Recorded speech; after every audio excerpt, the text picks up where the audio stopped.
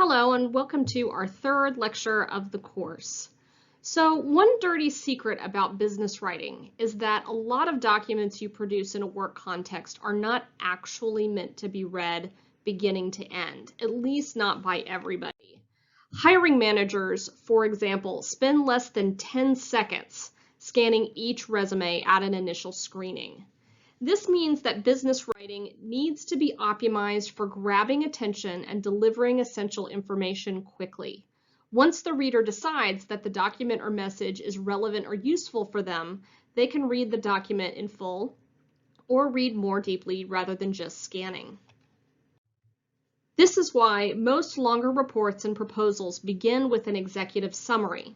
The executive summary provides an overview of what the longer document says so that a reader can get a solid first impression before determining whether to probe further. Because the executive summary is the only part of your document that most people will read, it is the most important. You may have encountered a similar concept if you have taken a more advanced science class where you were assigned to read academic articles, or maybe had to write a science paper yourself. The paper typically begins with an abstract that explains the research problem, methods, findings, and implications of the study in a short paragraph. This way, somebody who is looking through lots of articles trying to find research relevant to their own work can quickly tell if a given paper is useful to them. An executive summary is similar to an abstract in that they both have a similar purpose, but it differs in other important ways. First of all, an executive summary can be multiple paragraphs and even multiple pages for a longer report. Typically, the length of the executive summary reflects the length of the overall document or is proportionate to it. An abstract, on the other hand, is typically always one paragraph. Secondly, like the document itself, the executive summary is often explicitly organized into sections with headers, usually ones that match the major sections of the larger document. On the other hand, an abstract typically has no sections, or at least it's kind of arranged by sentence. Each sentence reflects a section rather than being explicitly labeled. Let's take a look at this example from the report Grocery 2053, a data-driven gaze into the future. I've included a link to this report on Canvas so that you can go and peruse it yourself.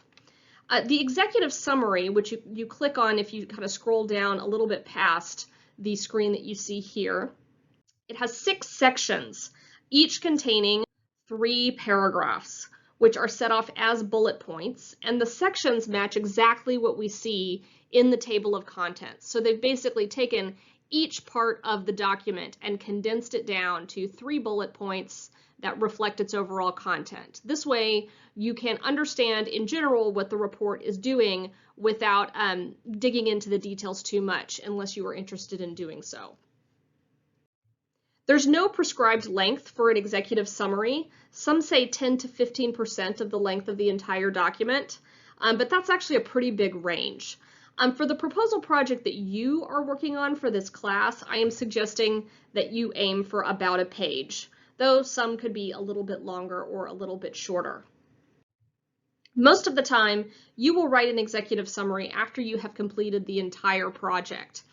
After all, it's kind of hard to summarize something that hasn't been written yet. However, this week, I am going to ask you to practice executive summary writing as a way of getting your thoughts organized for the upcoming proposal. So I'm basically going to have you write the exec summary first, and then go write the proposal. And then at the end, if you need to revise the executive summary, that's absolutely fine. It's absolutely fine if you change your mind about things or need to revise this. Also, because this is arguably the most important part of any particular business document, it will be good to get some feedback on it before you actually submit the final project. So thank you for watching or listening to this third lecture. I tried to keep it short because you've got plenty of work to do already this week. Again, if you are looking for any initial feedback on a draft in progress or would just like to ask questions, please feel free to come talk to me.